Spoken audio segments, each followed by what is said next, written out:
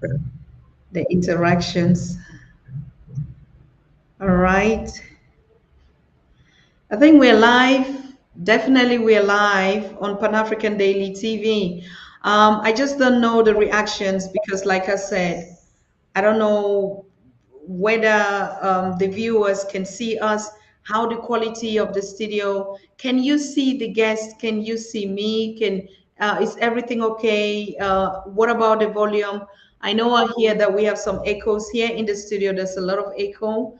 It's a perfect broadcasting room here, but I don't know if the audience can see us. So I'd like to get the comments, but I already see they are connecting from the different platforms, and a lot is connecting. So I think let me just go with the jingle and let's see what happens You after. are watching the Pan African Daily TV with Dr. Susan Tata.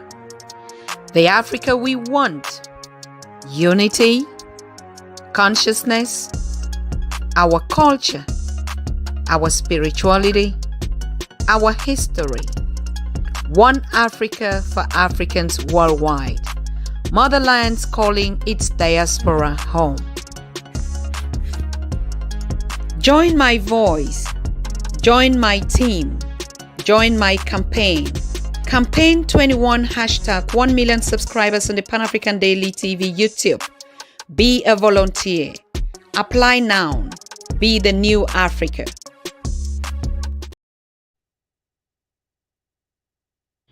Okay, people.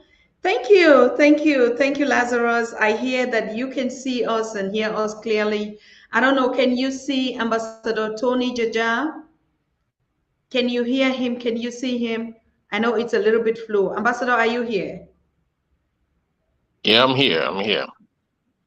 Okay, because it's like your image is just stuck for a while. I don't really but if the audience say everything is clear, I think we're good. We're good to go. I just want to welcome all of you that are connecting on this exclusive show. It's been a while. It's been a long time. I know you've been asking, people have been calling, what is going on? Why is the Pan African Daily TV so silent amidst all the things that are happening on the continent? And the guest is not saying. I don't know. Um, Ambassador, can you adjust your camera? Now we're getting I'm some here. double echo. I'm here. I'm here. Okay, wonderful. So tonight we want to talk about the current issues happening on the continent and the diaspora. But most of all, we know a lot of things. Now there's echo, yes. I hear it myself. I don't know why, where the echo is coming from. Can you still hear the echo? No. Is there still some echo in the background? Chat, yes, There's chat still. room. I don't hear it from my side. I hear you clearly. Okay. Are there still some echo in the background?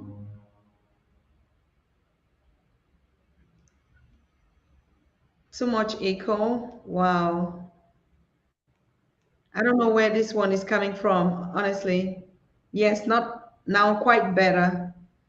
No. Okay, gone. Thank you. Yes. The echo is completely gone. Thank you. No guest? Of course, the guest is right here. I see Ambassador Tony Jaja, and he can see all of you. I want to thank you guys for joining and for connecting. Like I said, it's been a while. We have our ambassador, the Peace Ambassador of the Horn of Africa and East Africa, Ambassador Tony Jaja, who is a prominent on the Pan African Daily TV, not just a prominent guest, but who has been constant. He has never switched positions. And in recent times, as the upgoing and the current issues are going on the continent, Dr. Tony Jaja has been the one last person standing up alive. And I mean, amongst other speakers like PLO, but he's never switched position. He's never changed his opinion. He has always been on the agenda, the Africa we want. So, but we want to get it from the horse's mouth about issues that are happening on the continent recently. There's been a lot going on. I don't want us to focus on the wars because we know actually the cause of the wars and we know actually where the wars are coming from. But I want us to focus on the new Pan African spirit of the African leadership. I mean, we have definitely, you would agree with me that a lot has changed in recent times. And we also from the Pan African Daily, after drumming with Ambassador Tony Jaja and all our guest speakers, we had to pull back and just listen and watch and listen to how the continent is evolving.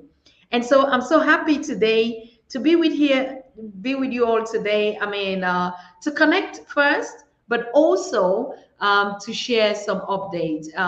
Welcome, our ambassador. Can you hear us? Can you just greet the audience? Because most of them are saying they can see you. Yeah, thank you, Dr. Susan Tata.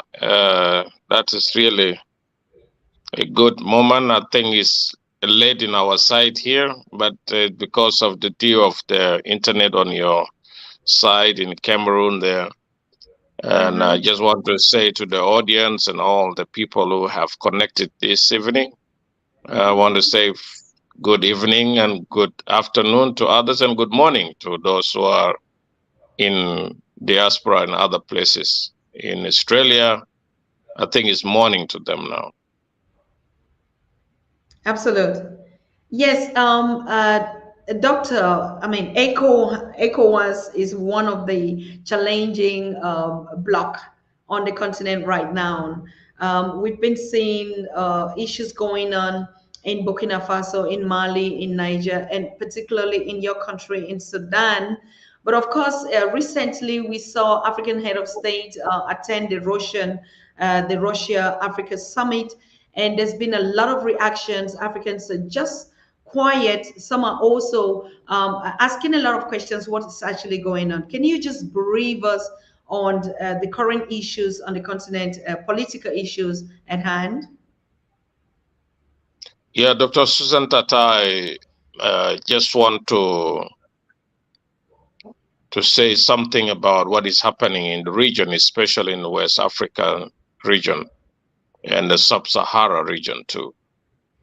You mentioned something about the ECOWAS and what is happening with Niger and the coup that just happened in Niger, and then the meeting that was conducted in Abuja with the ECOWAS head of state and started exposing that they should intervene by sending the army to reinstate Mohamed Bazoum, who has been overthrown by the leaders of the army. And I think the ECOWAS has not calculated very well. They have taken the side of military, then taking the diplomatic side for them to dialogue first, then imposing. But because France is the one pushing those ECOWAS, the ECOWAS leaders to take decision. And many leaders like those of Tinubu, I think Tinubu is still new as a president. Yes, he has been a governor before. He has involved in many other elections before, but this is for him as a chairman of the ECOWAS at this time and pushing the other leaders to take decision to send the troops and giving warning for 1 week, and this 1 week has finished on Sunday. And again, now they are going to have another meeting on Thursday, which they are going to see what are they going to impose on these people. Now they have imposed some sanction on the leaders, There's military leaders who have made the coup. But the thing that our leaders in Africa, some of them who don't understand, when such things happen like a coup in the country, and the people of the land and the people gave the support, standing with the new leader, is supposed not to give the outsider hand to intervene in the issues. And this is supposed to be respected. It is not about the military now. It's about the people of Niger. They have supported the new leader. And I think this is the new wave that is going to happen. And it's going even to go to other countries who are still want to be under the bondage of the Western world. And the young people are not going to keep quiet. Excuse me, Ambassador. Can you reconnect your camera because the audience is not seeing you? I see you in the backstage, but honestly speaking, the audience is not seeing. It's like I'm just alive, alone on the stream. Can you just reconnect your camera? It has frozen. Oh, now he's completely out. Okay. So you are watching the Pan-African Daily TV with Dr. Susan Tata, and our guest for today is Ambassador Tony Jaja, the Peace Ambassador for Eastern Horn of Africa. And today we want to talk about the current updates on the continent, and particularly in the crisis region. As we're talking about the role the ECOWAS is playing in mediating the conflicts in Sudan, in Niger, Burkina Faso, Mali, and we've seen a lot of critics, even from external forces and groups, particularly in the diaspora, saying the role of the ECOWAS is not helping the continent itself or helping to actually mediate in a fair process. I mean, Africans are expecting ECOWAS to actually back up what is happening in these regions, but from what we are hearing, from what we are saying, from the questions we're having, from thoughts and from opinions that we are having, it seems as if enough has not been done. So this week also, we're going to have an expert on this topic, our famous correspondent in the political landscape of Africa, our Ghanaian expert in terms of all these coups d'etats that are taking place in, particularly in the West African countries, in French-speaking African countries in particular. We're going to have Al Wahab Farouk, who actually has been so articulate. We see him on all the FMs and major news talking about the situation and the current political crisis on the continent right now. But we would have loved to hear actually from Ambassador Tony Jaja, because he's the right person actually bringing his perspective and his views. And he's been talking to these leaders as well, and sitting right there as the peace ambassador for the Horn of East Africa, particularly his views and perspective on actually how the East African regions are responding in terms of Pan-Africanism, as contrary to what ECOWAS is actually doing, as a matter of fact. So we'll just be, taking your views on this topic. And while we wait for His Excellency Ambassador Tony Jaja to join us again. But I want to welcome all of you new faces here, but also not just new faces, but the prominent ones. I can see Cheryl's always there, always faithful, always loyal. No matter how busy, Queen Cheryl is always going to be here with us. Of course, I want to greet Dorian Scott all the way from Niger, South Africa, and the Americas. That's where you are. And Kofi Azuma. Thank you so much, brother, for joining here. And a lot of you that are watching. Yeah.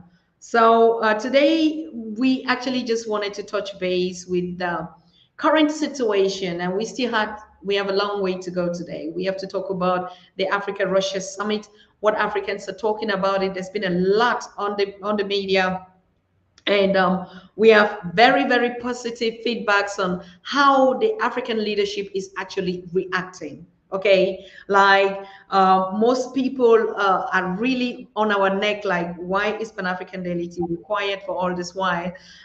Because most of what is happening on the continent in terms of political, economic, and technology, nobody is talking the right talk. People are just busy. Media is just busy actually trying to share another kind of perspective until Pan-African Daily and his speakers would give us the right views and what we think and what Africans think and what is going on. We cannot be quiet. We cannot be quiet. I just wish that we're going to have His Excellency Ambassador Tony Jaja here with us. We are losing some of our stream destinations right now. I don't know whether it's because of internet or what. I actually don't know, but some of our stream destinations are actually disconnected right now. So, but I know you're still watching me. You're still watching me. So I want to see your comments. Where are you watching me from? And then another point while we're waiting for our speaker to join us tonight, I want to find out. I want to find out if you get our newsletters. Like today, we posted, the coming live newsletters of who is going to be our guest. Do you actually receive them? Do you receive them on WhatsApp groups? Is it um, is it still working? Because I mean, we've been disconnected, as I can tell you, from a lot of issues, a lot of things. Most of our conversations with prominent guests have been removed. They've been whipped off our channels for whatever reason. But you know why. We all know why. How powerful our voices are contributing to changing the narratives and the African story from our own perspective.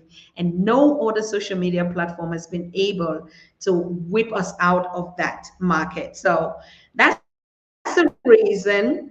Like I said, lots going on in the background. Now he is right here, and I think you can see him clear, loud, and sound, and very, very, very, very handsome. I wanted to withhold the words, but very, very handsome. Yes. Thank you. So, thank you so very much, My Excellency. Yes, they're watching you from Malawi, watching you from the US, watching you from Ghana, watching you from Sudan, from Niger, from everywhere, from South Africa. And Mr. Brown just joined us now, and a lot of your fans who actually died to see and hear you are right here in the place. We are almost 10, 15 minutes in this conversation, and Norma Brown is saying, no. We're also watching you from Jamaica, and we're also watching Mr. Ambassador Tony from the Caribbean. Marshall is signing in, and like everybody's like, we want to wait. We want to wait until the house is full so that we don't miss any conversation. So let me see you join the show and tell us actually where you are watching from. I know the lighting is actually crazy out here, but I hope you can see us a little bit. You can hear us. That's very important. As you know, we are not a content creator. We are not just beautifying the YouTube. We are passing on the power, the message of the revolution, of the liberation, of the freedom of Africa by Africans. Now, and please, Dr. Ambassador, I want to say something. I don't know whether I'm right before we get into our conversation. When we hear African leadership talking about Agenda 2063 and they're talking about African solutions by Africans for Africa, it is okay that we have to create our own Africa-centered solutions or Afrocentric solutions. But one question is, I mean, is it only Africans that have to bring these solutions, particularly for challenges that we never caused? That's the first question I want to ask you. That's my personal question before we get into the topic. It's like slavery. It's like colonization. It's like even the ignoring of the voices of Africans asking for reparations. And then Africans are still taking upon themselves to say, we're going to bring our own solutions and we're going to solve our own problems when we never even created any of them. What is your opinion about that? Dr. Susan Tata, this Agenda 2063 We cannot. We can. The problem with our those agendas they made in African Union or by head of state or by who brought the ideas and thinking about the Africa we won. The Africa we won is not the vision of today. The Africa we won is a vision of 60 years back with our founding fathers of the African Union. That was the Africa we won. But we have to ask ourselves who brought the Agenda 2063. That is mean in 2063, the foundation of the African Union is going to complete 100 years. Why should we wait until we have 100 years to have the Africa we want? We should implement the agenda from now. It can happen now. And the good things now, the young people are pushing those leaders for them to implement the agenda before time. Because if a woman is pregnant and the time of birth has come, the doctor will not say, you wait until I will tell you when to give birth. The time is time. Absolutely. That's true. Okay? The time is time. And now we are witnessing the birth of the African we want. And it has started now. And now there is, let me say, there is a very great rebellions of the African leaders against the policies of the West. And they have said it clearly. If you don't want to cooperate with us, if you don't want to work with us, we have a space like what our President Museveni in East Africa said. We have a space. We have enough space here. A space here. We can live. We can do our own, and we can have other people to partner with. The West are not getting it very right. They thought they will continue to manipulate the African leaders and the African people. We are not a continent of humanitarian. This is enough. Enough is enough. They said it clearly in a Russian-African summit. They spoke clearly.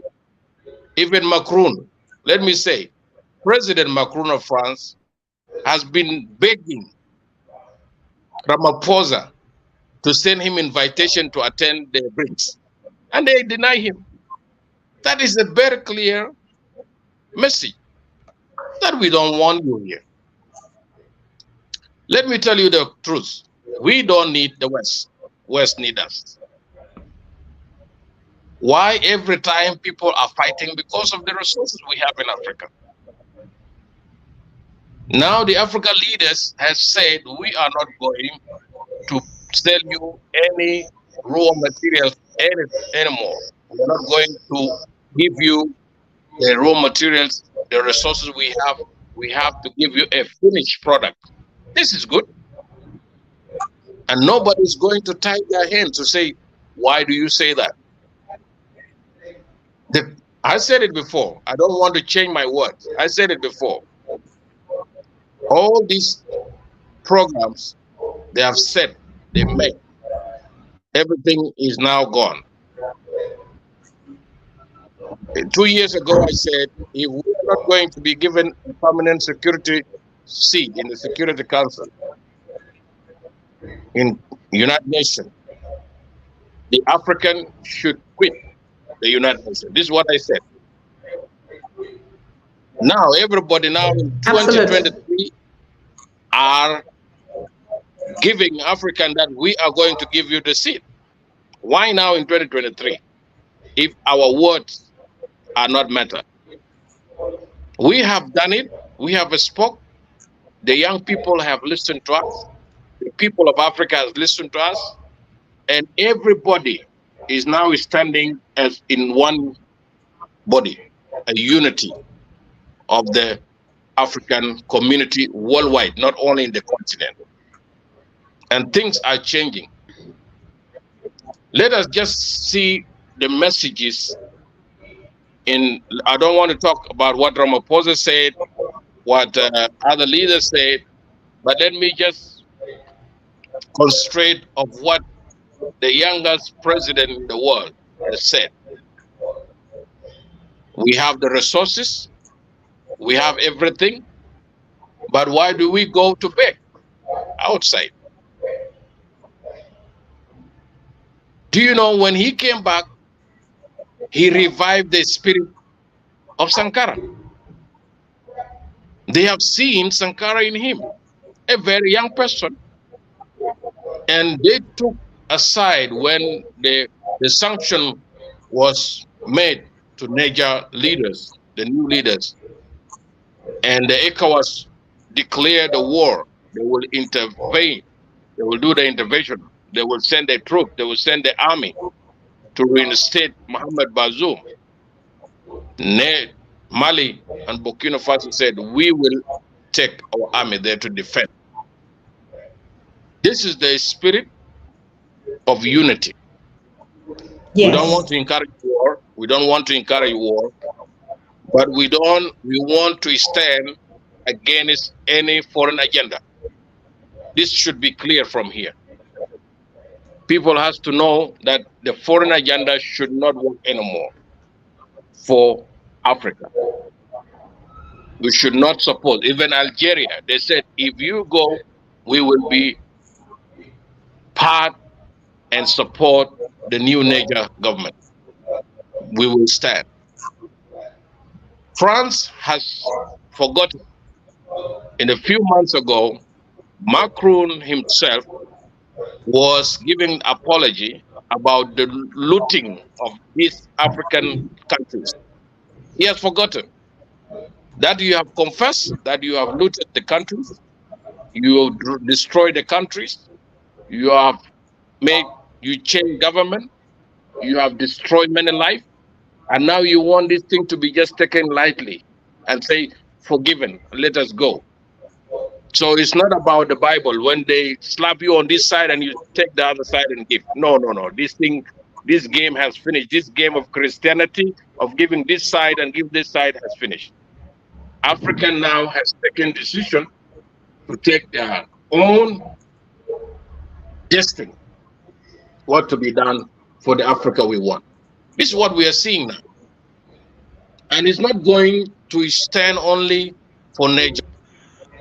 There is others too. There is others too. Because if our leaders are still supporting the agenda of the West, they are not going to survive on their seat. Unless they have to come out and make it clearly, like the way President said it, like Ramaphosa said it, and like Malema said it, and like everybody now is standing for Africa to stand to enjoy the real peace and the freedom that we want. In the early liberation, the leaders stood together. Those of Kwame Nkrumah, Kenneth Kaunda, they support other to liberate those nations, to have their own flag, to have their own sovereignty.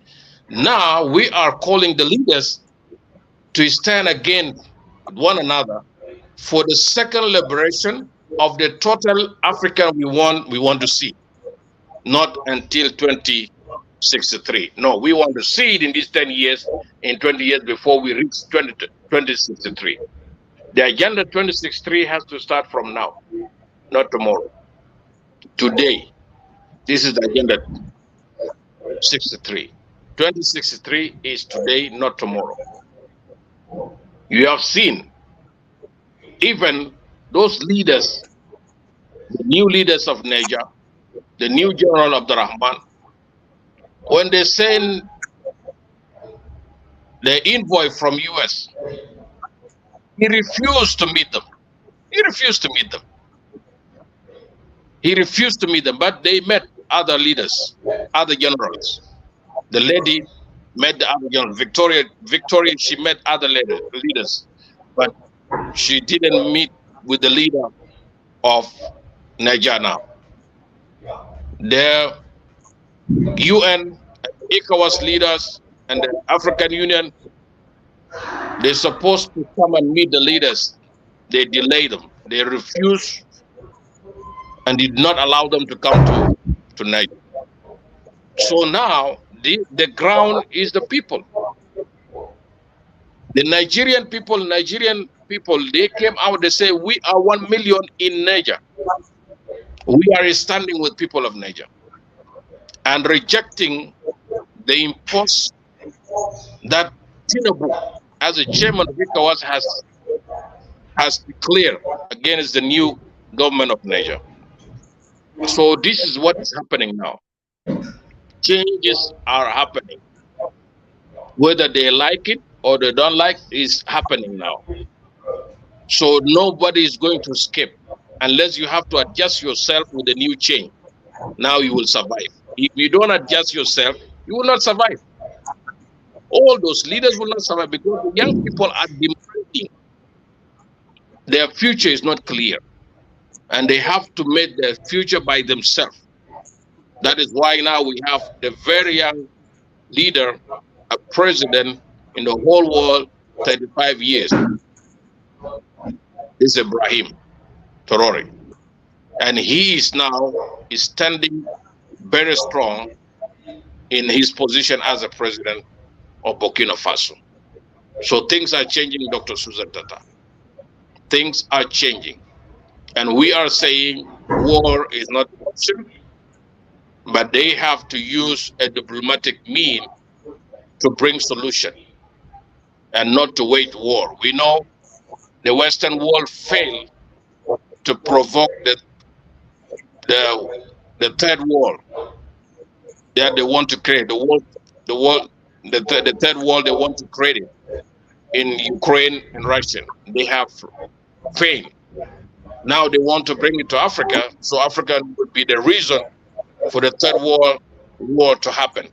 And this is not going to be allowed by the African people. Things has changed. We own our resources. We are going to make Africa we want to be a greater nation in the planet. Superpower first, economically, superpower military, and now there is voices of integration is happening now. The one Africa we want. Hmm. This is powerful. I mean, this is what we've missed. This is what we pull back and we watch the continent. I mean, you are one of that leaders, those leaders who would give me sleepless night. You call me on weekly basis to update me, to encourage me, to encourage all of us not to give up. You brief us on the happening and the prophecies that you bring. I mean, you yourself, you said it. This is the time of God. This is the time of the Most High. Whether the world likes it or not, it is time for Africa. No kingdom lasts forever. And I'm actually truly honored that we have a leader like you, a voice like you, who has never given up, who has never switched position, who has never mixed his word, who has never doubted for a while. Everything since 2 years when we launched the Pan African Daily TV, you were one of the first members and the speaker until today. You have never switched. You have never even have a contrary opinion. And from day one, the first person that ever on this platform talked about Africans having a seat in the United Nations Security Council was you, our dear ambassador. The first person that talked about the coming of the world, which is going to be ruled by a council and not more, the superpowers, was you. The one single-handed person who kept on saying, we don't want no 2063. 2063 has to happen now, and it's happening in our very face is you. I mean, every prophecy that you've brought on this platform has come to pass, has been realized. It is happening, or it's still going to happen, and we are seeing it. So, when we say we are prophets and that we can prophesy, because I know you are a child of the Most High. I know you even be not just beyond you being a speaker here. We started this journey, and there's never been a day that I've doubted your position. Even when I'm tired, even when I think like giving up, you say, no, Dr. Tata, we have to continue to whistle. We have to continue. They strip off of all our advantages or all privileges from our speakers, even on the platforms that we're using. You still said, even if we have to speak with our voices, we will do it. Nothing is going to stop us. Now, we have seen a lot that is happening, and everything seems to be happening in favor of Africans. Now we see the West on the other side, and we see the blocks on the other side. And it's like Africa has to decide, like I said, what Marshall wrote here, like, let me just read the comment so I don't mix it up. Marshall said, Africa is in between and has to make a decision now. We know that the economic independence is right now, but it is in between the superpowers, the West and the Eastern Bloc. So we must decide. Do you share that opinion? You know, we said, and some of our leaders, they said very clear, is about a win-win. It's not going to be like everybody has to set the agenda to you, or everybody has to send to set an economic program for you. It's not going to be a program of the West anymore. It's not going to be a program of the Russian or China and other things. Is African who own their decision now. And that's why everybody now is running after them. Everybody is running after them. And I said it many times. We have never called those nations for one of the summit we have in Africa. They are the only people who call us for summit. When America call African leaders to summit in Washington, they don't share with the African leaders to put the agenda. They put the agenda themselves, because African, they just go without knowing anything. What agenda are they going to discuss? And that is why they said we are not going to be carried by those win anymore. And we have seen what Ruto said. They said we have taken decision that not all the head of the state should go to Russia. And now we have seen 17 people only went. 17 head of the state, rather than 54 or 40 head of the state. They have decided. And now this decision is going on. It's not only Ruto is not only one who is driving, because now people now are calling him a new Gaddafi. Yes, that Gaddafi has died. Patrick Lumumba died. And you have Sankara died, but now there are spirit that is back. They are come back now. Those spirits are now back in the person of those people. And they are speaking loudly without any fear.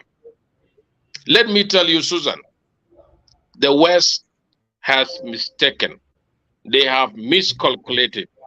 And they didn't know one day this they are witnessing now.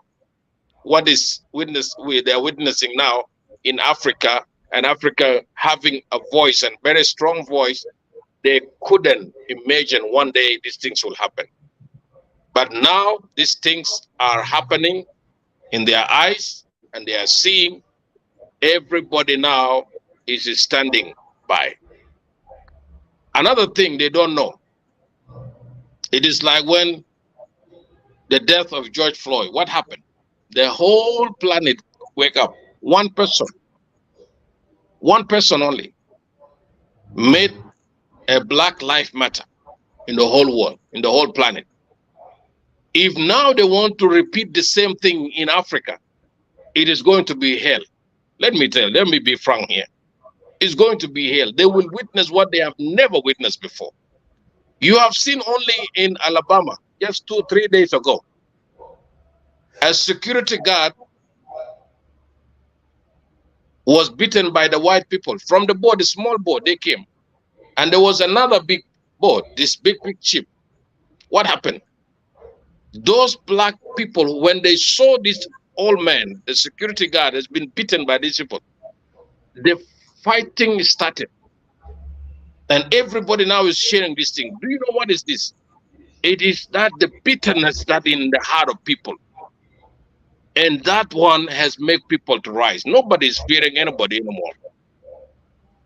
Nobody is fearing anybody anymore in this world. Because enough is enough, and we have said it several times. Enough is enough, and the time is now. The time is now. African, they have taken decision, and they are driving it. Few of them, they're still believing in that slavery mentality. Some of leaders in Africa. And I want to speak to them, as they are, some of them will listen to this YouTube video. Whether they will see it today or they will see it another day. The time has come. If you don't join the boat, you will sink alone. If you don't join this boat, you will sink alone in this ocean. You have to join the boat of one voice, the unity, the Africa we want. We have to implement the agenda from there. The reason why the Africa is so poor today, it is because we are not benefiting from the resources we have. Other nations are the ones benefiting. France, without Africa, it should not be categorized as the first world.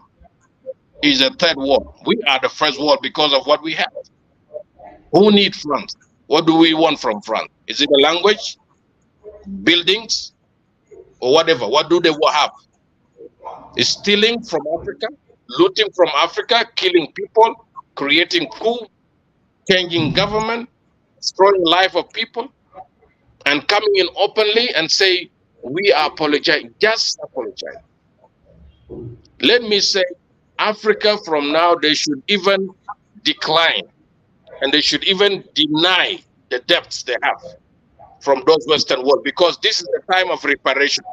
Whatever they have stolen in 200 years or 100 years, they should bring back with the interest. This is what they should do. This is what they should do. France should bring whatever they said we have looted from you. Let them bring it back. How much they have looted? Let them bring this money back. Let them bring those gold back. Let them bring those uranium back. And the reason why, because this Niger is going to make France in darkness. Businesses are going to go down. They are not going to have a power. They're not going to have some industrial area to work, because they depend on Niger. And the time is finished. Those leaders, they have made their decision. And let me say, nothing will happen to them. Nothing is going to change what God has made to happen today. It's not a man. This is what God has made. This is what God is going to do. Enough is enough. And the stress has gone. People are seeing something different here. They are enemies. They are not our enemies. I cannot be the enemy of your enemy. No, why? Why should I become your enemy? Why should I become enemy of Russia or enemy of China? These are your enemies. Now they will talk, these Russians are our enemies, and they walk behind and go and do business with them. Even America, you see America, they do business with Russia. They walk behind and go to do business with China. You have seen now Anthony Blinken just moving around that building relationship. Why if they don't want China, why do they go to China again begging them? Because they know they are losing. We should not beg. Why should we beg them? Now, Russian, they have agreed to do trade with the African currency. He didn't say to do trade with American currency, with the dollar currency. Thabo Mbeki said we should abolish the use of dollar. In other leaders, they said we should abolish the use of dollar. Yes, it's the currency of one country, it's not currency of all countries. It's one country currency only. Did anybody talk about America that they have debt from China, $22 trillion? Why are they on the other people neck, the other nation neck, about the debts and what is? It is not time of using your muscles, of you want to be like a lion in the jungle, so all the other animals should run away from you. No, no, no, no, no. There is even, we know how even to capture the lion in Africa. We know how to capture the lion because we live with them. So we have the trick to change everything we have. And now the unity and the one voice is not only in the continent, even in diaspora. Those who are listening in Caribbean, those who are listening in South America, those in Venezuela, those in wherever they are listening, and the one voice is the one going to rise up. The voice of victory and the freedom that we've been waiting for many years.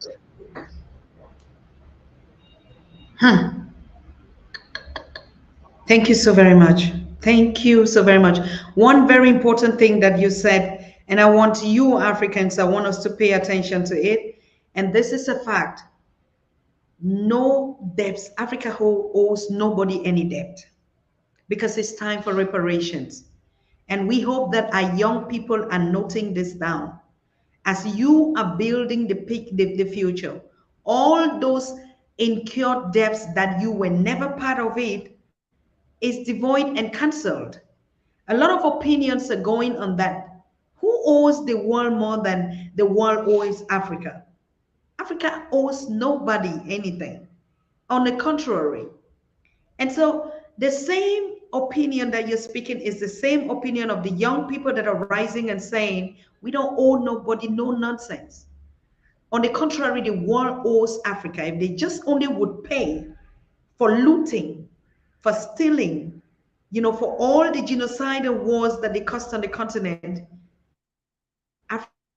Africa is, I don't even say better off. It's a place where all of them are even running to, isn't it? So whether they tear the meat or the giants are fighting, today we say that Africa will never be at war again with itself.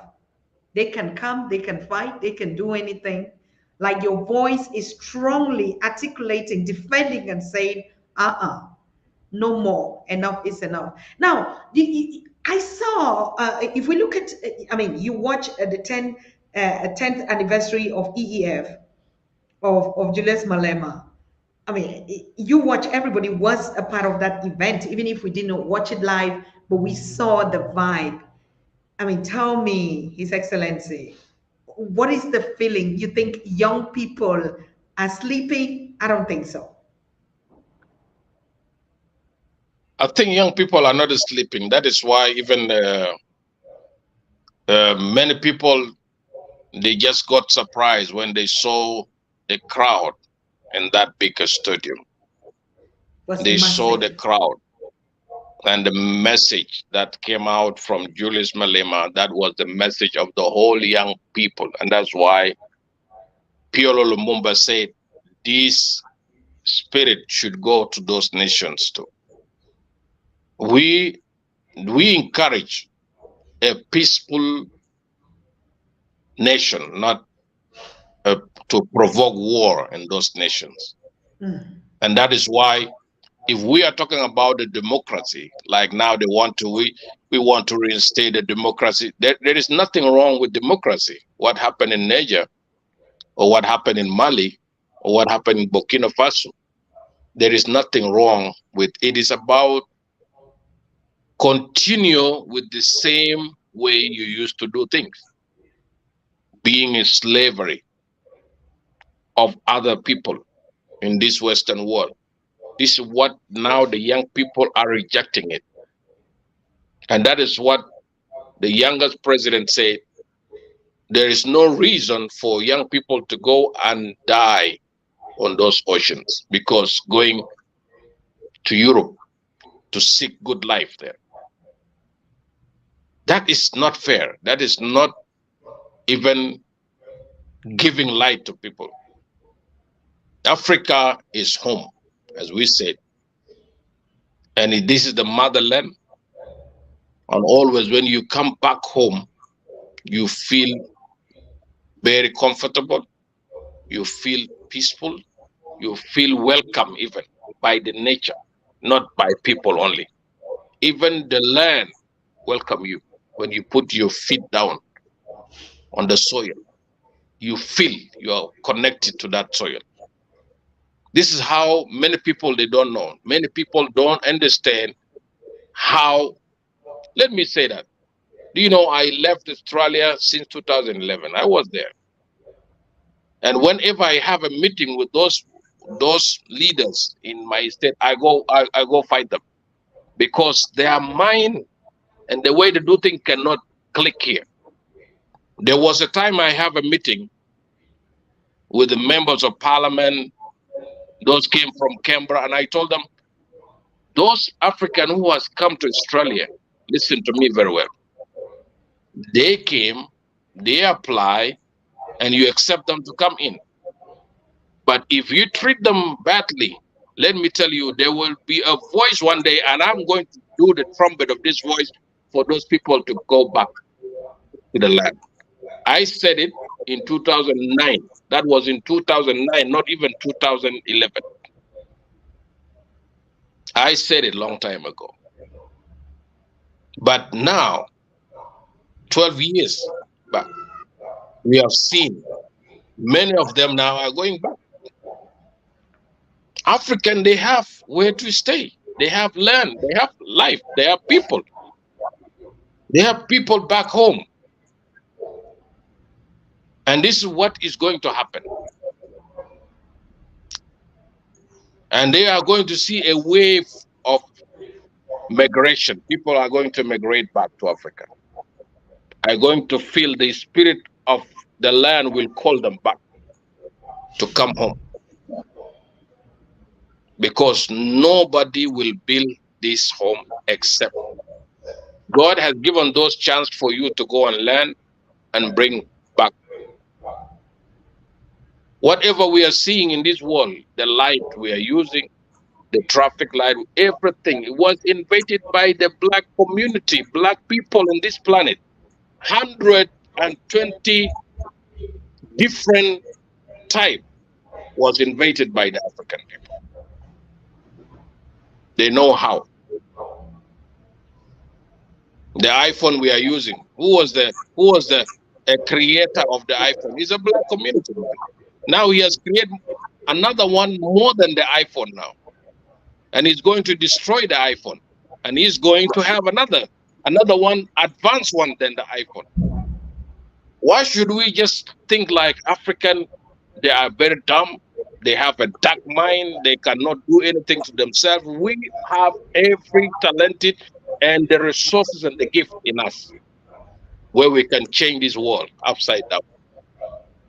Not by destroying it with the nuclear weapon or using guns. Knowledge is more than what they have. Knowledge is more than what they have. If now we stop the Western world not to take coltan from Congo, the Western world will collapse, will not go anywhere. That's only one type of the resources we have, the minerals we have, coltan one. And we are going to be the safeguard of all these resources. Our young people are waking up now. They should change their mind. Mm-hmm. Thank you very much, Dr. Tony. One last question about ECOWAS. I mean, a lot of people are asking, what is wrong with ECOWAS, and what do you think is the problem with this bloc? The problem, let me say, the problem with ECOWAS is France. Nobody. It's France and some Western countries. That is the problem. Because they should sit down, not rush in any kind of decision, Now they want now to freeze all the access to the central bank, to the banking system, to the Niger people and all these things, but they are not going to succeed. They are not going to succeed.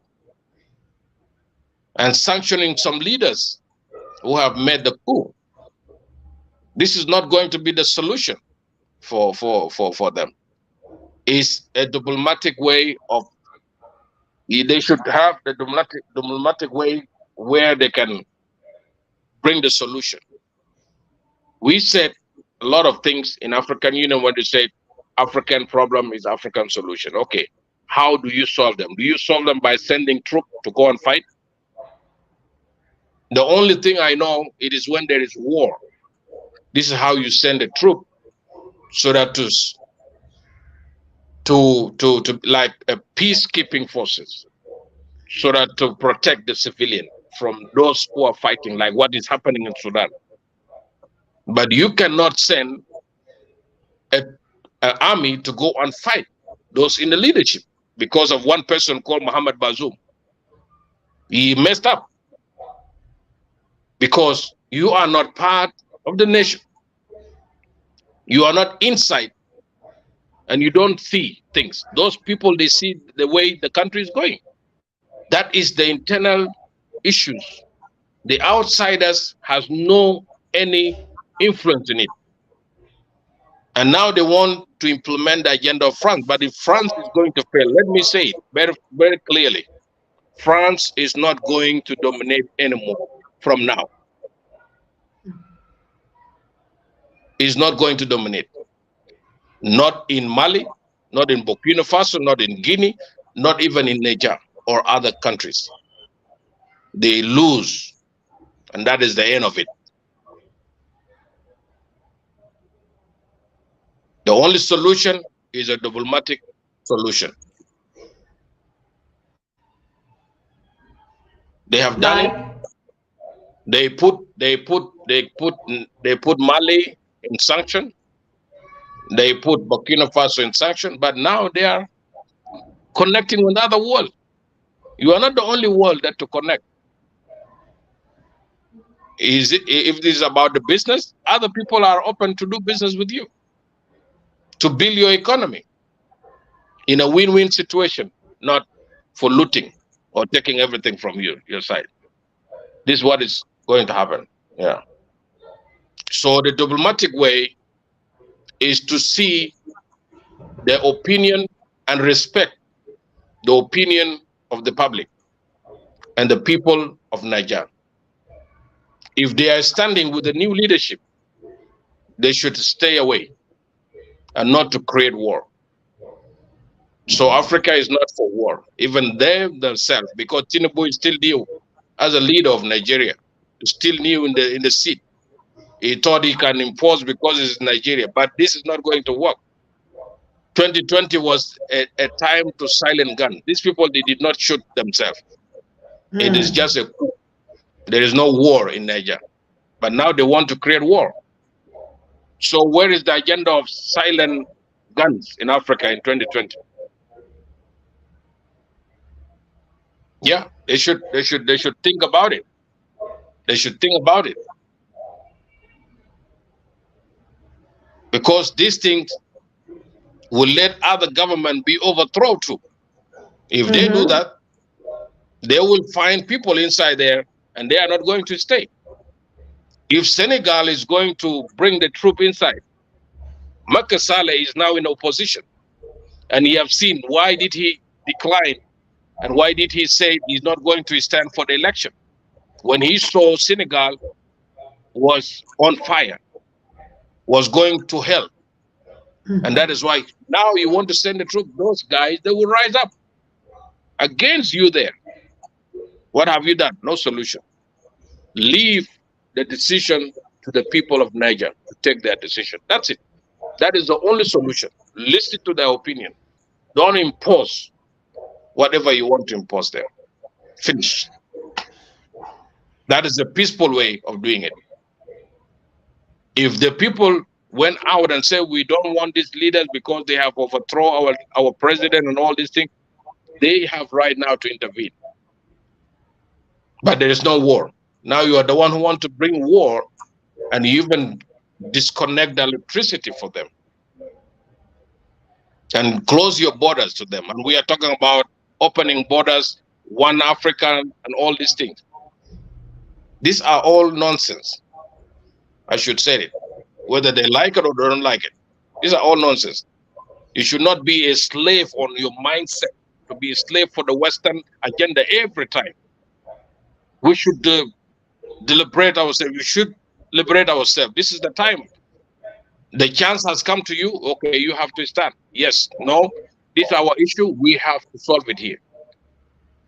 And they are not going to do it like what they did to Gaddafi in Libya, by sending this NATO to destroy Libya. And Libya is not the same like the days of Gaddafi. There is no NATO going to come in to dominate like what they do with Russia and Ukraine. We are now on our word, standing. We're not going to give up. We are encouraging all the Africans to stand with one voice. It's a time to liberate ourselves and to have our total freedom. This is how we can be able to make the African we want and the economic that we want. Yes. Absolutely. Very clear. We don't want to go back. And we don't want to change our voice. No. Thank you so very much, Ambassador Tony. It's always a pleasure to hear your power to share the vibe coming up from the continent and the voices of peace and other. Like we say, our victory is love, unity, and peace among all of us, and that's the only way that we are going to win. We have always won. If you take a flashback, Africa will not even exist according to the models and standard of the Western countries. Africa would not even exist. But you come to think about it and look at a young, growing continent that is exploding in every angle and every corner.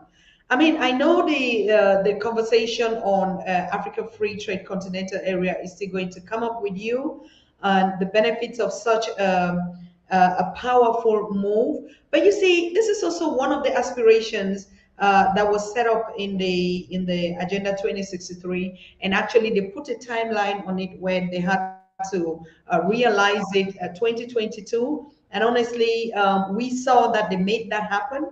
And we heard, I mean, you watched the conference with PLO and even the secretary, the chairperson of the African Union on this interference, the conference that just took place in Rwanda. And that was very, very also mind-blowing. I mean, the perspective that came out from this conference was very energetic. And we could see I mean, for the first time, honestly, I've never had the opportunity to listen to chairman of AU, but the first time I listened to him, I was like, wow. So we actually are speaking on with the same voice. So the African Union actually knows the agenda, and also somehow now beginning to feel confident of the things that we've been talking about all for this while. So when I heard him actually list all those grievances and also positioning themselves to say, I mean, this is what the member states have agreed and nothing is going to change it. I mean, you listen to it. I just want your last impression on it, because we'll be rounding up with you. We're not going to be so long because I'll be having Al Wahab tomorrow or in the next coming days. We have to talk about the political ongoing and the gains that Africa has been achieving just in this short period of time. And I also have the report from Mo Ibrahim. He did a spectacular, wonderful research, and the topic was Africa in the world and the world in Africa. I mean, that was powerful. I'll have to pick up some points on it, and we'll also have a conversation on it on the Pan-African Daily. I also look forward that we could also touch some of those relevant aspects of Agenda 2063. And I totally agree with you when you say it is now. when we say Agenda 2063, I mean, let's just say Africa in 2063. Because sometimes when they say Agenda 2063, it's always like, you know, an agenda is some kind of some tricky, hidden, witch hunting, you know, some stuff in there that you don't even. But when we say Africa in 2063 begins today, I think it's much easier to understand the aspirations. Because one of the things that Professor Pielo mentioned in that conference in Rwanda was that he made mention of the fact that until he had to go down to break that Africa in 2063 piece of blueprints that have been put together by the continent, he never actually knew that the continent itself is aware of all the challenges and the steps that needs to be addressed. So, I mean, thank you so much, but I just want to hear, am I wrong when I said for the first time I heard the chairman of AU, you know, on the same platform with Professor PLO, share a one thought process and a common destination for Africa? How did you feel about that? You know, that Rwanda program in Kigali, it was very fruitful one, and many people have seen the true voice of Africa on that stage when all of them were talking, and the speech from Pierre Lumumba and Musa Faki, the chairman, and others, and even the question that had been thrown to them by audience. I follow up. I was watching live that time, and as I said before, Africa now, they have come in one voice now. They are speaking one language now. It's not what we have been saying on the media outside here, but they have now realized that the voice is down from the grassroots is so louder than those who are sitting leading the nation. So it's so clear that the agenda, let me say, the agenda 2063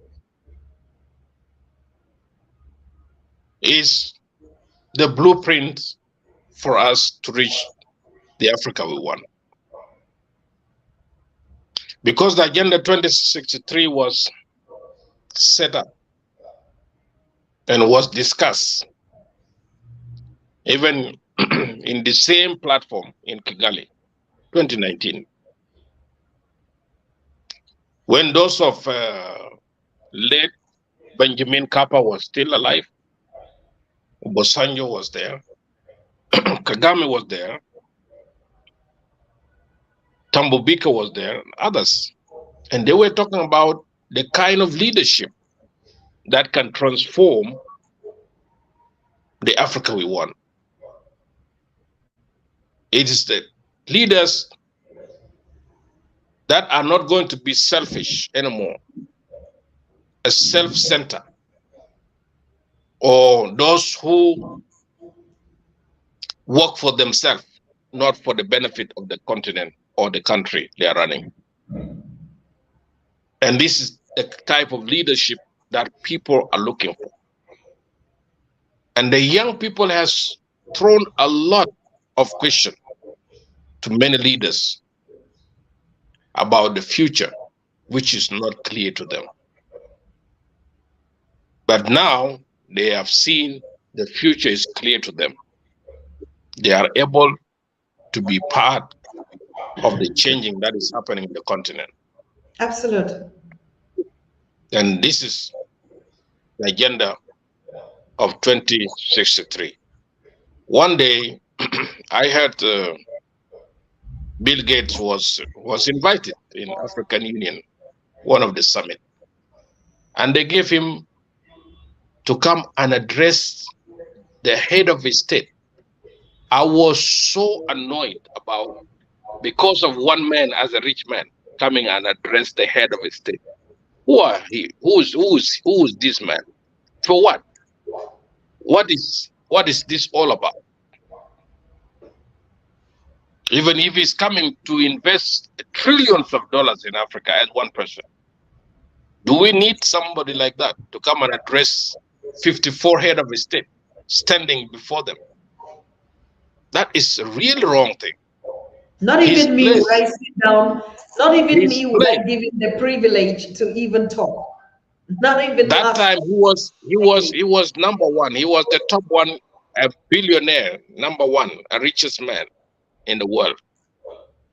But that is not his place to come and address the head of a state in African Union. African Union head of a state is addressing the issues of the continent, not you coming from US and come and address the head of a state. And in Agenda 2063, he said, we want to see in 2063 that the African will go to space. Why should we wait until the 2063 to come for us to go to space? Why should we go? What should we wait for 40 years? Absolutely. Why? What is this all about? Do they have 3 heads and we have 1 head? It is the same image they have, the same personality they have. Why should we wait? And you are using our resources to take you to the space. Now we are saying this is enough. If you want, the good thing I have heard when President Museveni asked the Russian government in their close meeting that he want them to build a base here in Uganda. That is a good thing. Yes, we are now on the right track. Build a space here, not in Florida, build here in Africa. We will fly from Africa here to the space. We will send our chip from here. And this is the vision of the African leaders we are looking for. There is no more leaders who are going to steal money and take them to Swiss bank. Nobody is going to do that anymore. Or to take them to the Western banks to hide the money there. This thing is not going to work anymore because everything is going to be done a finished product from here and go out. That is it. The program of trade, intercontinental free trade, we had a good summit in Addis Ababa in May on the 26th, 22nd, 24th. So One African Expo. We discuss about the African we want and how people should trade among themselves. And this agenda now is going. That's what now you have seen Ruto talking about using our own currency to trade with the neighboring countries. If we want to buy things from US, okay, we will use dollar for only US, not any other places, because that is the currency of that country. But among ourselves, as 54 countries, we should use our own local currency. And there is a mechanism, the financial mechanism that has been made by the Exim Bank, African Exim Bank, not African Development Bank, because African Development Bank is not owned anymore by the African, it's owned by the foreign, by France and others. But this new system is going to help Africa how to trade among themselves. And this is how the integration is going to come. So the intercontinental free trade is going to build the integration of Africa by trading among themselves.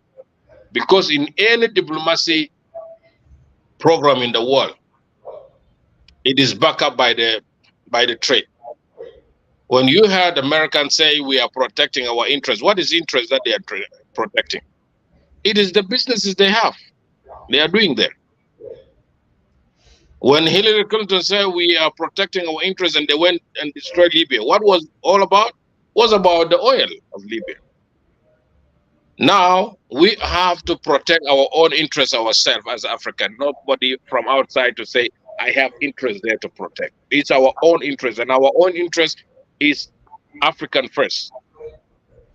African first, and African first, and African first, and African first in everything. African first and That is first and first and first again. There's no second. yes, That's true. yes, Correct. yes, Yeah. yes, and that's it all. Yes, thank you very much, Ambassador Tony Jaja. I know we have a lot of series of conversations with you coming on, and today was just like warming our platform again, getting the prominence. And I throw out a research question: who would you want to speak to you now? And everybody was just, and I gave you and some couple of names, and everyone, Ambassador Tony Jaja, Ambassador Tony Jaja, because of course when it comes to this kind of power and this energy, and really when it comes to the political landscape, issues about the African Union, the leadership, and then the Africa in the world or the world in Africa. I mean, that's actually your competence and your specialty. The spirit of bringing peace, and like a peace ambassador that you are, is not just that kind of crooked peace that you're talking about. It's actually justice and the right to self-determination, as we've already seen, and we're witnessing it throughout the whole continent. So we really want to thank you. And of course, I did follow up your speech at the Africa Expo. It was at the One Africa Expo. It was incredible, and I can't wait for us to meet again in Ethiopia, Addis Ababa. This time, the diaspora is going to be present, has to be represented. The organizer, Brother Elias, reached out to me a couple of days ago, and is inviting the Pan African Daily TV to cover that event and open up a space for the diaspora. And I think that's a very strategic move, actually, to promote the Africa Free Trade Continental Area and the intertrade amongst Africa themselves. And the massive work that he put out there at that One Africa Expo just for the first edition was impressive, was really impressive. And we cannot wait. I already promised him, and I gave him my word that we're going to support him. We're going to support the One Africa Expo. Please, people, note this, what I'm saying. One Africa Expo is coming up in Addis Ababa, Ethiopia, from May 23rd to 26th, 2024.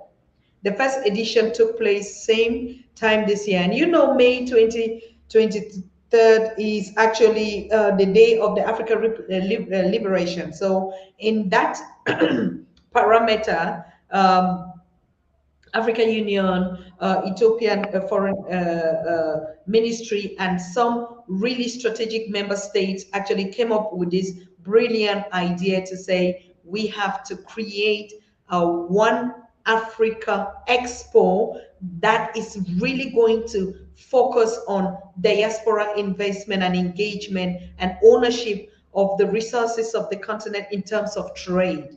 And so they're opening up the doors to the diaspora. Not just like we do, oh, I go and invest in this country, or I go and in this country. It's a One Africa Expo where we also bring our voices to the table. And the one thing that I loved about it is not just about intertrade, but it's also engaging in a meaningful way the African diaspora on the political agenda or the continental agenda. So I'm just using this because I saw you were the keynote speaker, even the brochure that came out, all the mega Ethiopian and world journalists that were reporting on it. It was all about Ambassador Tony Jaja. I mean, I was like, if I didn't know you, I mean, I really would have been jealous to know this guy. But you're one of us. And yes, because the statements that you made there, they were clear statements. There were a lot of questions that you spoke on the voices of the Africans in the diaspora. Though you are on the continent, but because you had been in the diaspora yourself, you spoke in favor. And I've watched all your conversations. Most of your conversations, 60%, is actually in favor of the diaspora, hitting the nail, crying out loud. And I think, I mean, there's no reason why chairman of AU would not listen to you when you definitely went and knocked at his door and said, this is something serious going on here.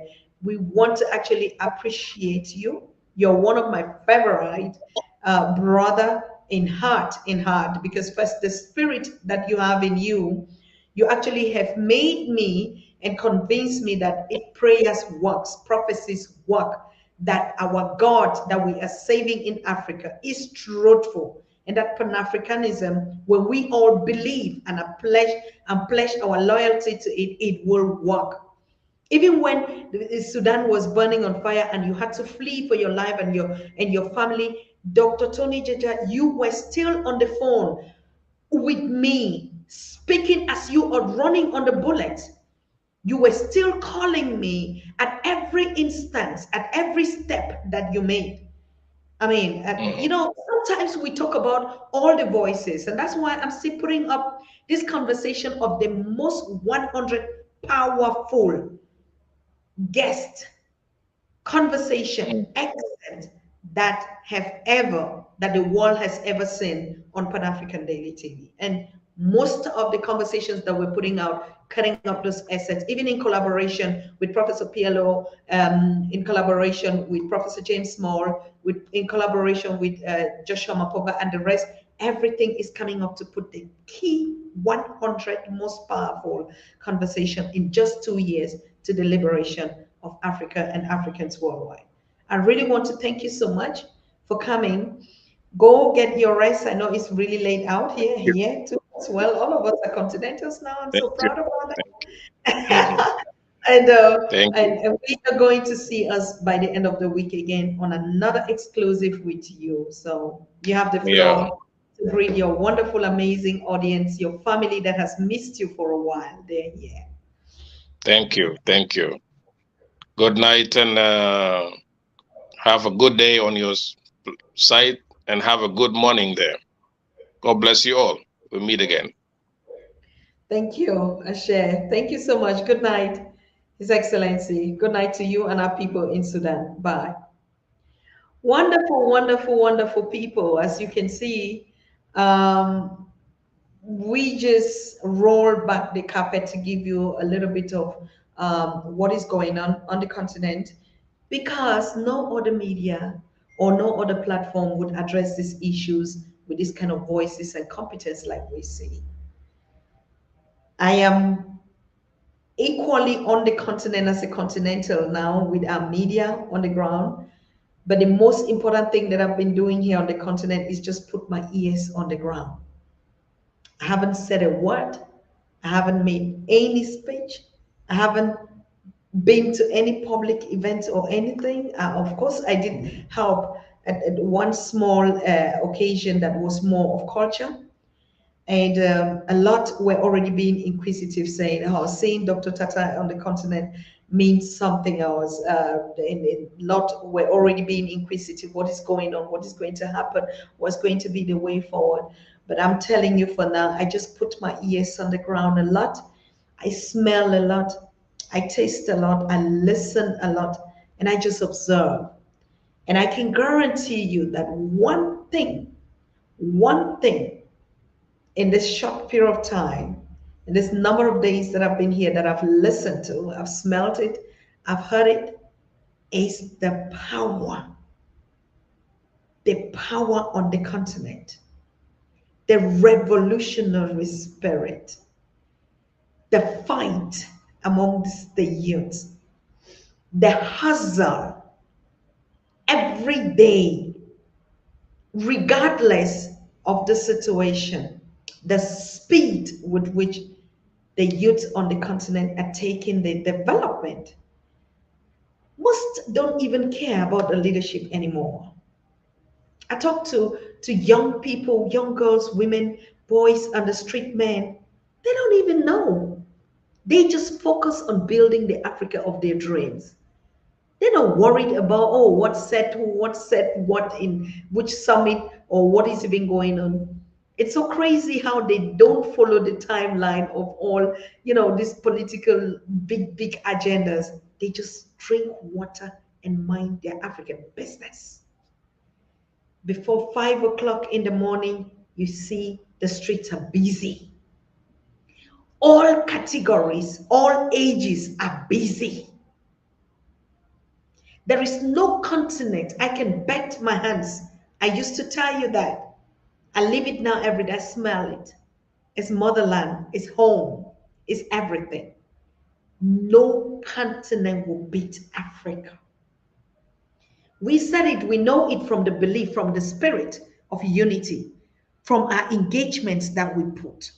But now I'm telling you, as a daughter of the soil on the continent, that's how fast Africa is rolling. Yes, it's not really at the pace at which we think, but I can tell you, 4 o'clock, 5 o'clock, Africa is already busy. When I say 4 o'clock, 5 o'clock, those are the ones that are beginning to program their day. But I've been to sectors here, just in this small place, it's a 24/7 busyness. What are they doing 24/7 awake? They're doing what we are struggling to call intertrade. They're doing what the world is making us to dance and shake and say, oh, no, there's a big agenda that is coming. And, oh, they create us an intercontinent. Those are political structures. The youth and the people of Africa are doing it since hundreds of years. They don't even give a damn. They don't even know how to call those names. They're busy feeding their families. They're busy putting food on the table. They're busy paying their bills. They're busy pushing themselves to get education. They're even busy struggling to cross over to gain the experiences that we have. And when most of them, the ones that are already now very enlightened, following and watching us all the time, when they travel now for business. I don't know, 30% is still the figure where Africans traveled for just adventure. That's still the undergrad class of those who are still not in the mainstream or not following us and following our church and our preachings here every day. But of course, those ones, we also do need them to gain that experience. But I can guarantee you, if you look, I drove past the embassy of Dubai and China on the continent. I mean, the line that I saw, I've never seen it in Europe, even at the busiest airport. I've never seen it. I thought there was something going, and I had to stop. And I was like, what is going on here? The level of young people that were waiting to get a visa. And I had to step up. And I'm like, where are you going to? And nearly all the visa applications that I was seeing out there is actually going for business. They go and buy to come and sell. So the continent is busy, my people. 24/7, every ages, they are busy. Even if they're not busy working, they are busy enjoying. And so enjoyment and entertainment business is still part of the process. So the continental transaction and intertrade of Africans making it by themselves is not an agenda 2063, my people. It's an agenda of the forefathers of the continent. I want us to get this very clear. And that's why it's always necessary that we differentiate the political agendas, okay, and the Pan-African agendas by blood, by DNA. It is the same thing about our diaspora. Most of us that are hustling out there, I look at Sherry, I look at all of us here, Kofi, Soto, busy learning, learning to emancipate, to free our minds, to get in the way of our forefathers, to get in the way of our foremothers, to put Africans on track, just one person after the other. We have not seen anybody come to give us those political steps and say, oh, no, no, no, wait. Like Dr. Ambassador said it very clearly. It's like a pregnant woman. And when the time for delivery is ripe, and he goes to the labor room, and the doctor comes in and say, no, no, no, wait. You know, we have to postpone your delivery. And when the baby is ready, the baby comes out, whether you like it or not. And that's what that process of rebirth is very essential to the development of Africa and Africans. That example that he used is very critical and very pertinent in our educational brain mindset education that we're here. When the baby is ready, we saw it in the days of our foremothers. The baby pushes way through. Whether you pave the way or not, it's going to push its way through. That is the situation in Africa right now. Africa is ready. Africa is so pregnant. And now I think we're at the 6th month, remember. So we have 3 months to go to get to, let's say we smell Agenda 2030. It's just in 4 years. Nearly all the countries on the continent we're talking about the emergence of Agenda, it was 2030. We never heard about 2063. And we do believe and trust the process that is going to work. Because if you see the growth on the continent, if you see the movement on the continent, call it poverty because of infrastructures, call it backwardness, like he was saying. How dare you call a continent of 1.4 billion people feigning and hustling for their life an underdeveloped continent? How dare you? What right? When we put development in terms of how to live and operate and function among people, you bear with me who the underdeveloped are and what systems they are. Countries, nations that don't know what it means to love and unite, don't know what it means to share, to have love for humanity and nature. And you come and sit and tell us about underdevelopment. Come and see a continent of talent. When we talk about talent, sometimes people talk only about music, dancing, theater, film, and whatever. Drive on the streets of the continent, and you will see talent. You will see creativity. So when the world is saying the jobs of the future, it's not going to be the office jobs. It's going to be the jobs that are brain jobs, creative thinking, and the way of analyzing your environment is a job already. And it's not for the future because Africa has been doing it and they're doing it today.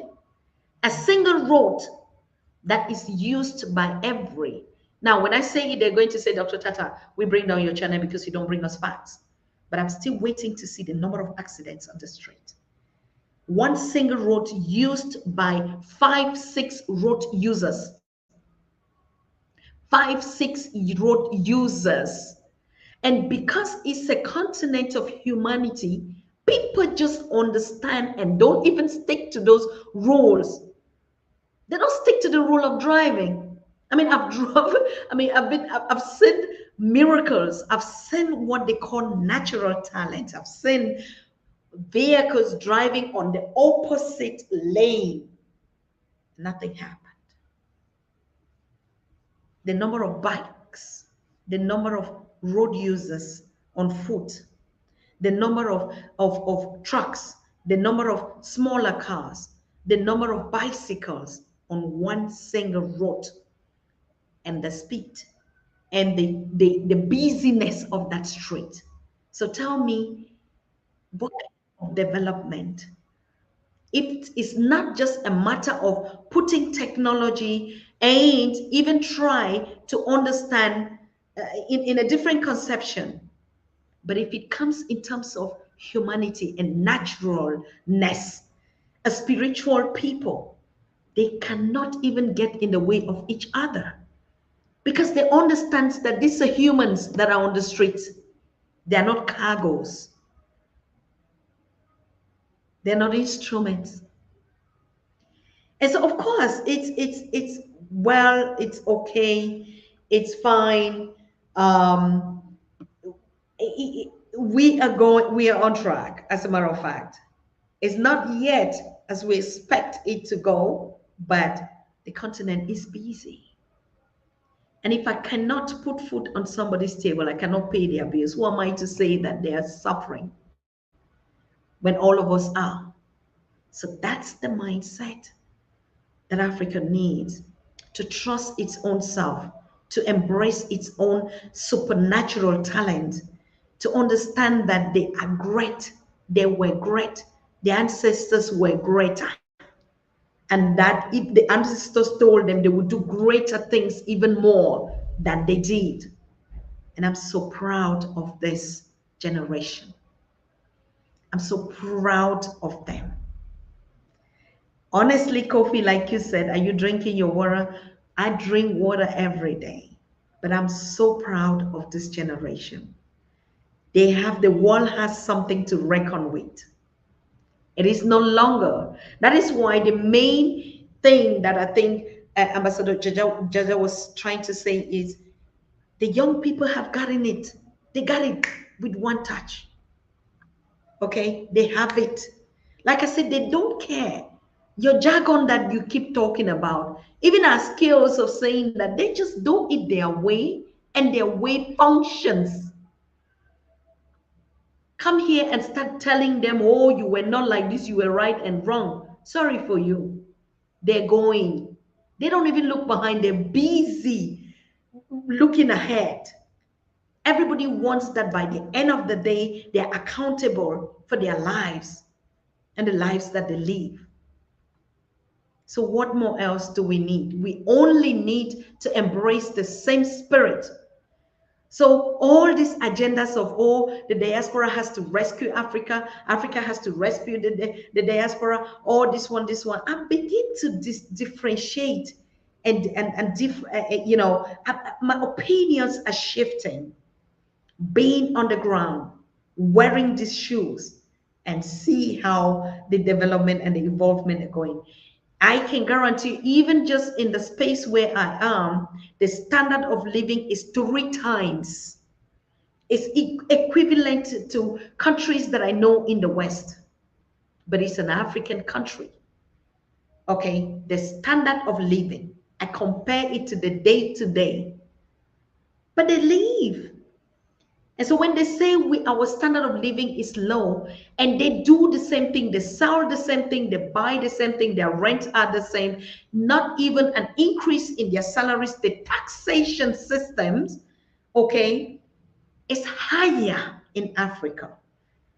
Even the biggest sector that is seeing the biggest gains, money transfer and money transfers to Africa, that's the biggest growing sector, and that is going to yield a lot, even in the coming 3-5 years, regardless that Africa doesn't have its own currency, regardless that they are not able to even, put their mouth and influence this high rate. Regardless of everything, they still survive. The diaspora is still on the highest level as not donor, because when they put it donor, I get pissed. When they say a partner, and we have said it, the biggest partner that is doing the heaviest engagement and investment on the continent is the Africans in the diaspora. The Africans in the diaspora is the number one partners of Africa. If you go into statistics, the remittances, and that's why now they begin to double, even to send money to Africa, they'll have to twist your hands all around. It's as if you just broke a bank. You that is even sending money to a receiver, they have to scrutinize you where you even had the money to send. Do you understand? So we are good. We don't want to lose hope. We are not yet there. Africa is not yet there. And it's, of course, it has to develop at its own pace, its own energy, its own spirit, its own manner, like we say. It has to. So if anybody is owing anything, anybody in the world owes Africa in every dimension. And I think the leadership of the Africa is beginning to understand that. I'm not a fan of 63, but honestly speaking, 63 is just in 50 years. Now, calculate the mathematics, all of you that are afraid, all of us that are afraid that we're already in our 50s. Hey, come on, give me a break. I'm not going to die before my 100, so I'm going to see the liberation of Africa. Because that's one of the things, when we see figures, figures frighten us. But if you look at what we've been through, and you look at the systems that we've been through, the brokenness of the Africans, it will take us. I even remember most of our researchers and our professors say we need a 400 years plan. Didn't you hear that? Dr. Baba Kaba Kameni said it. Professor Maponga said it. We need a 400 years plan. And now the forefathers and founding members and mothers are saying, no, we need just 50. We're 63. How old are we now? How long are we now? Is to bring back an Africa-centered continent whose agenda and policies and even the system is African controlled. I believe in it. Agenda 2063, we're going to break it down, because the problem, and what I discussed with Professor Pierre Lima and the others professors, they made it right. It is the way they connotate it. Now we have Agenda 2030, right? And if you go into all those agendas, you ask yourself, you destroy the world and want to fix it again and think that something will fix it? Okay? But 2063 in 50 years from today is giving you exactly all this, what we are talking about here every day. But we are not saying that it will be at 63 or 50. We are saying that it's already now. And we are saying that by the time in 2013, I think it was 2013, that they sat down to draw this agenda, to adopt it from the founding fathers and founding mothers, they did not see Africa in justice space developing at this, at this tenor. They didn't. When they sat down to draw the Agenda 2063, they already were not seeing the revolution of the Africans coming by themselves. They didn't see the mind change and the consciousness of the Africans by themselves. No. And so the Agenda 23, we can chop it down and bring it to 3035. Because already, like I said, the breed and the grooming that is on the continent is no longer the ones that we left 20 years ago or 15 years ago. It's no longer the Africa that you watch on the news. That Africa that is existing here, you will not see it anywhere. You will not see it anywhere, because even me, from the Pan-African Daily, I've been struggling to put something together so that when I speak to you, I can show you it is impossible even to record, to interview. The continent is busy. People don't have time. And when I look at it, left, center, right, forward, and backward, where do I want to start from? Africans, all of themselves are books. Which book do you want to read? A lot of people, I had some comments on like, oh, is it true that Africans don't read? And I say Africans don't read because Africans are books themselves. Every African has a story. It's a continuity. Where do you want to start? People who sit and write books are people who chop,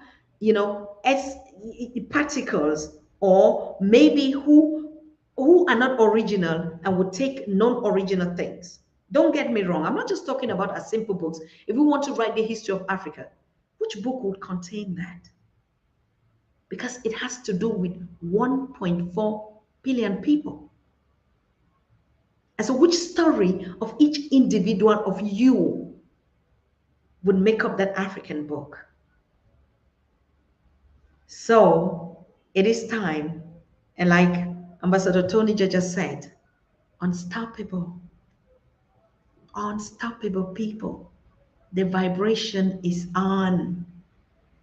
We used to be in the diaspora and say, oh, if you support somebody on the continent, you send $1,000 or you send, please change that money. It's 1 week here. It is 1 week. What we live for a month. Because the living standards and the conditions on the continent, that is damn expensive. And now, thanks to half of the population or 60% that are still, engaging in agriculture. If not, food insecurity in Africa is a reality. The population boom. Okay. Another sector where we are seeing that has to develop is still lacking is the education. And you know the type of education I'm talking about here. That is the one big sector that you as a diaspora, as you're sitting there and looking at me, you don't even need to put your leg on the continent. You just need to create an online forum. And you begin to educate and impact, be an advocate for the Africa we want. So I want to thank you. I just had to pour this out. I just had to, and I'm profiting because up to now, lights have not gone out. Internet is still running. Wow. So we are on track, my people. I'm just giving you feedback also from our own point. From the small time, from the experience. I've not gone out. Like I said, I've not been able to do like we are doing now, but I'll just be giving you as the spirit of abundance that is in one and each and every one of us, the spirit of abundance. The possibilities, the opportunities to make money, to create. Africans buy. Now we wonder why the world is always running, coming to Africa.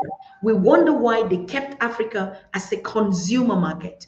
We wonder why Africans actually are intentionally underdeveloped by the so-called developed countries, because Africa has to be the bag. If you look at the 1.4, and if you look at the age and the demographics and the growth, and you see the number of commodities that people need daily, clean water, they drink water daily. And if you still see that the shops are running dry because we have about different sources of water here, and every day they run dry. And then it keep increasing the price and people still drink. All sectors. They're waiting for you, diasporas. The moment you put your leg here, you just need to be patient. Don't be too in a hurry. You need to man up, because our bad habits are still with us. Our European eyes, our Western eyes is still with us when we come here. Our eyeglasses is still European eyes, so we tend to criticize everything. You understand? You drive on the street, you're like, I'm going back to the airport the next day. All right. And you look at some setups, you're like, no, I can't stay here.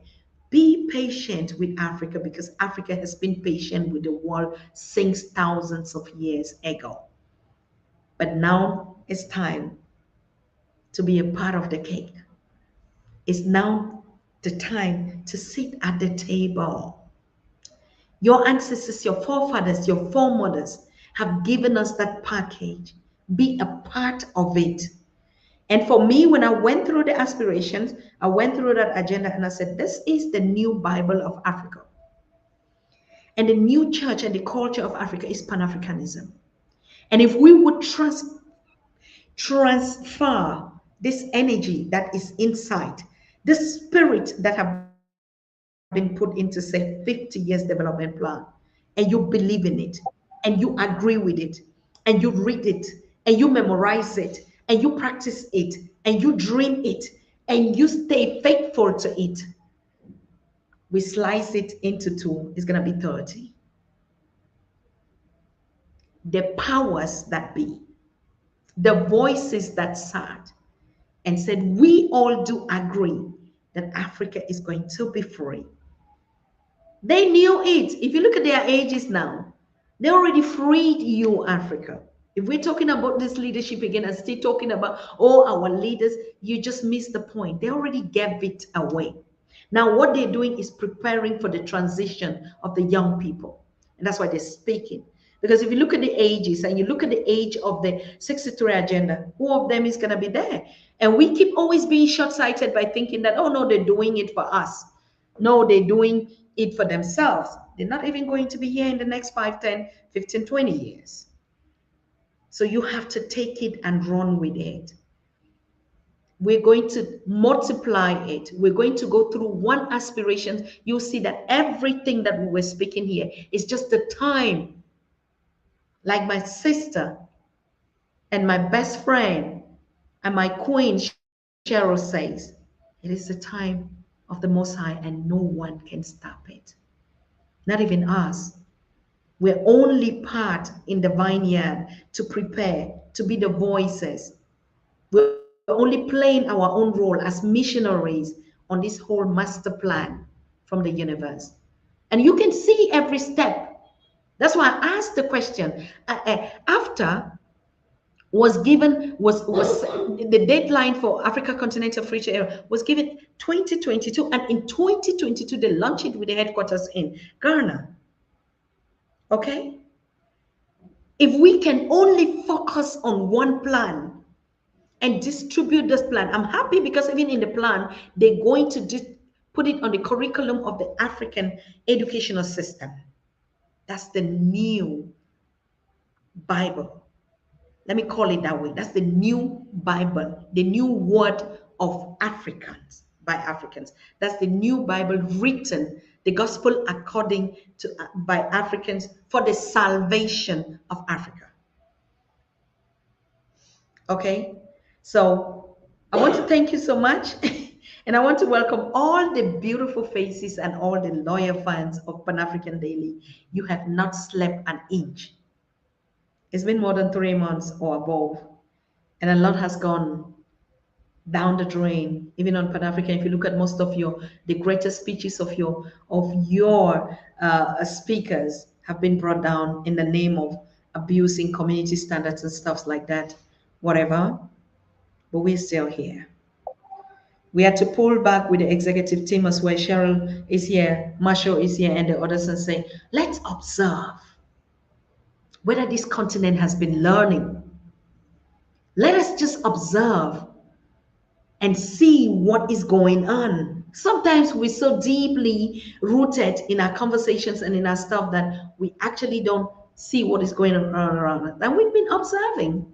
Yes, I do know, Nkwame, I missed you also. We have missed all ourselves, Afua. We missed us like crazy, but it was necessary. It is necessary, but we are back. And I can promise you at least 3 times in a week, we're going to be here. But I want to advise you on one last thing. I have 7 more minutes and we'll be hitting really the third 2 hours. I don't want to cheat on you. You don't want to cheat on me as well. We're not also going to be taking so much time in the subsequent conversations, probably 1 hour 30 is really, really ultimate time. But one of the things I want to tell you, as much as you miss us, you've saved a lot of money by not contributing. And so that's the time that you have to support Pan-African Daily. You know why? Because like I said, we've been stripped of any possibility, to promote our platform, to earn on our platforms. We have been dislocated from any financial support, be it that we are doing our streamings and got into the YouTube AdSense program. All those things are gone because it is our time. The truth hurts. But we are still lucky and we're still here and just we cannot monetize anything. And that's okay, because at one point in time, we bring quality and educated programs, and then some person, for whatever reason, will just put a tag on it in the name of art. When we have you African brands, brands that actually fit with our conversations, we have companies and foundations and wealthy people who would support the conversations that we're bringing up with their advertisement, with their brands, with their art, and it makes everything unique. So for me, we're not crying for any loss of anything. On the contrary, it is the uprising of us. So you want to promote your brands, you want to advertise, you want to support us. I'm going to be sharing how you're going to do it. Okay. And so we can actually watch or get our speakers again motivated to come live and to continue to educate us.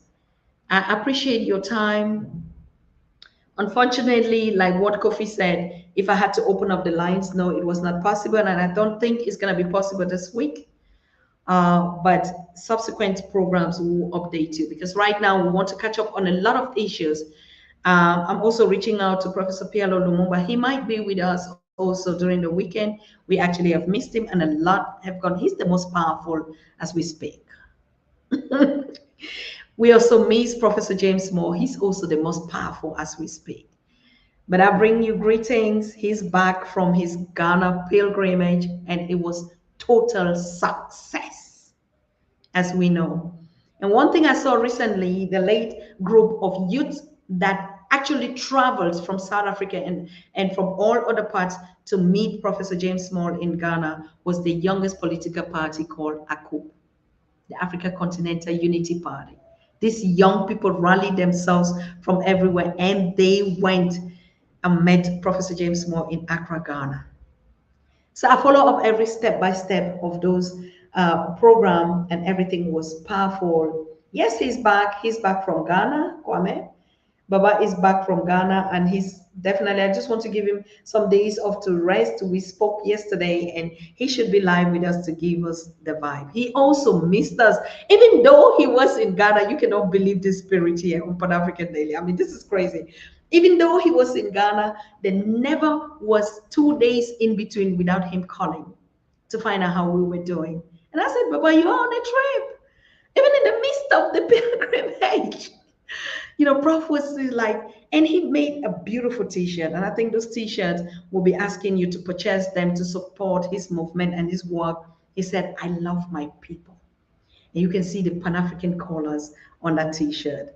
And I already request that he sent our own t-shirt. We're going to buy it. Okay. And that's really going to support Professor James Moore, whom you all know is one of the biggest educator, mentor, teacher, and a great speaker. Somebody said in a comment that he does the work while others sit back and relax, and it's true. And one thing about Professor James is he's just the biggest philanthropy. He's like me. He doesn't know how to ask. All right, so he does it really. I mean, other speakers now, they charge for their work. I know a lot of speakers that have been able, keynote speakers, and I mean, they don't take less than $30,000, and which is okay, fair. It's very fair.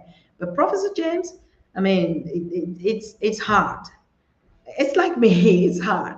There's some people who don't even know how to ask. So you have to know actually that kind of people, and you just need to give without them asking, because we're doing all our job with the least effort that we can do, and even with our own means. We're not saying that we're using it to do that. No, we're actually making sure that some people are doing the work and some people are supporting the work. So I truly would appreciate you reaching out. And also, like I said, I just give a feedback. Who are those of you who still receive our messages? So when we come live, do you get the notifications? Because we don't know, anything can happen. We don't know what, what I mean. We just drink water and mind African business, please. Okay. And like I said, just be happy, go back to bed today, or you're at your workplaces out there in the diaspora. Know that we are on track. Slow, No, it's no longer slow like we thought. It's catching up the pace very fast. And so the more, actually, the more we are going to stay faithful and loyal to Pan-Africanism and to the new spirit of Africa, I mean, all of us are going to see that happen in our lifetime. So when we hear all these figures of 63 and stuff like that, people get intimidated. Like, oh, no, I'll not be there. So how does it concern me? We don't look. No, it's already happening now. It's just that total, and they said it is going to be a total liberation. You see, after just came, it was one of the major reforms, and we're seeing a lot, even the one passport, because of the Africa Free Trade Continental Area, all those blocks are going to collapse because the movement of people will require a single passport, and that's going to happen because of the Africa Continental Free Trade Area. It's going to happen very soon, and the next thing that I'm guaranteeing is going to happen so soon is one currency. They will have to get a trading currency. You know, you cannot open the borders and say we want to do intertrade without one single thing that unites them, which is a single passport, a single language, a single currency. All right. And even in Agenda 2063, it's there. In 2035, the system of government of Africa would be determined by Africans. In 2035, the system of governance. It means that is at that point where Africa would definitely have one president and maybe a multiple state and like governors. I don't know what model. I don't want to choose other countries that are not exemplary enough, but it is in that Bible of the new Africa 2035. Africans are going to vote. Probably we're going to come at a referendum or one thing like that. You understand? So, in the next coming days, I want to treat that agenda with you. From each aspirations, we will be treating it. We have 7 mega aspirations in every sector. And you would believe with me that this has to be taught in every schools. Because if Africans will have to decide in 2035, the system of governance, the system of the continent. Isn't that what we're preaching and crying for here? A one Africa? So some of the things are not actually going to happen the way we see it, but it's already happening now. Thank you, Reparations. Yes, we cannot wait to have him. We're having one of the powerful. He just spit out some. I wanted to share that flyer, and it is skyrocketing.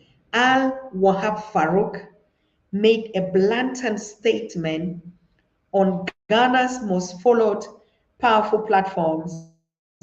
And I think it's almost hitting 1 million views in just 2 days. And I mean, I want to read what those papers said, honestly. So I totally agree with you, Reparation, when you say Farouk Al Wahab for president of Africa. Yes, not president of Ghana, president of Africa.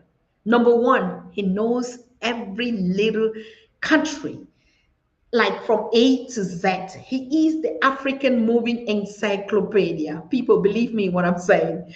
It's not only the countries on the continent, he understands the diaspora countries where Africans are to fingertips. He knows so much that he speaks.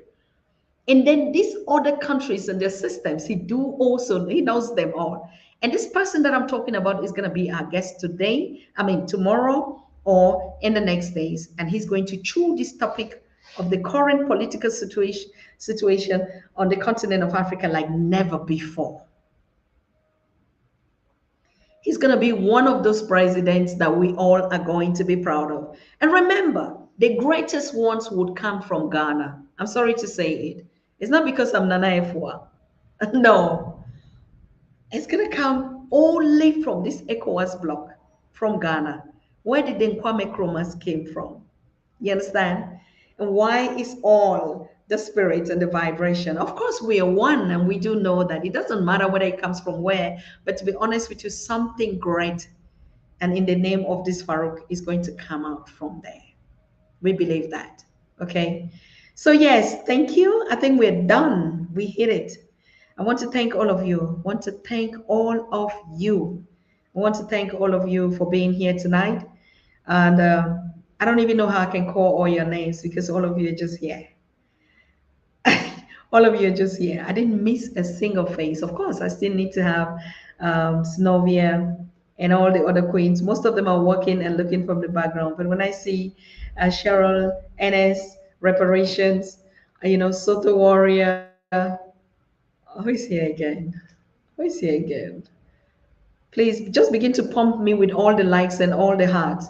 Kwame is here. All right. Lilesia is here. Lilasa. I'm sorry if I didn't pronounce your word. I'm also in this kind of tongue twisting part of the continent where some words are French and stuff like that. You actually do not. James Turner is here. So, one of our biggest. And it's like, I'm happy to be here again. It's so nice. Plum Jade, Plum, thank you. Not knowing how to ask don't work. That's true. That's true, bro. But or my queen. But it just happens with some people like that. Some people are so busy on the work, and that's why you have in every system you have the financial department that takes care of all that. Okay, we that are on the club and just doing the work, we're more focused on the goals and the things that we're doing. It's a whole lot to be asking, to be taking care of the finance, and also to be hosting and to be doing the job. That's a total different sector right out there. Okay. Yes, true, sister. Jada, you said it. We have to know our worth. That's the fact. That's the fact. That's the truth. That's just the truth. I don't even know how to say it again. Yeah. Okay. So we hit our target, and let us watch out if we're going to get a Farouk tomorrow. L Proudness 100 Kara. Thank you. Awiko Benjamin. Thank you. You're here. I see all of you. Okay. I see some that just showed their faces in the back because it's almost late. Marshall, thank you, my boss. Thank you. Thank you, all of you. I mean, the real people, the 100K people that we have are here with us. Thank you. I'm sorry. We're not going to apologize for anything. So that's why I'm saying I'm sorry. We're not going to apologize for anything African. I'm being sorry for us not being apologetic. Yes. And so keep it and take it with you today unapologetically. We are moving. It's our time. We are happy to be on this journey. We are happy to be the chosen, to be the called.